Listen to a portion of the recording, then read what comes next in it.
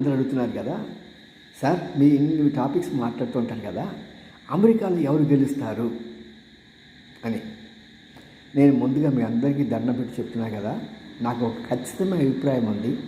కానీ మీరు మాత్రం పందాలు కాయను అని అంటేనే నేను ఈ విషయం గురించి మాట్లాడతాను. ఎందుకంటే కొన్ని విషయాలు మేము చెప్పే వాటిని బట్టి మీరు పందాలు కాస్తున్నప్పుడు కొన్ని నిజమైతే మీకు డబ్బులు సంపాదిస్తున్నారు, లేకపోతే డబ్బులు పోగొట్టుకుంటున్నారు. అలా చేయటం నా ఉద్దేశం కాదు. కానీ అమెరికాలో ఎవరు గెలుస్తారు అంటే ఈసారి ఎవరు గెలుస్తారండి? ట్రంపా? కాదు, మన తెలుగు బిడ్డ, భారతీయ మూలాలు ఉన్నటువంటి బిడ్డ. ఆమె గెలవడానికి కమలా హారిస్ అని. కారణం ఏంటంటే ఈసారి లేడీస్ అంతా కూడా ఆమె పక్షాన ఉన్నారు. అంతేకాకుండా ట్రంప్ చేసే అనవసరం చెత్త వాగుడికి ప్రతిఫలంగా ఇంకే ఓటేస్తారు.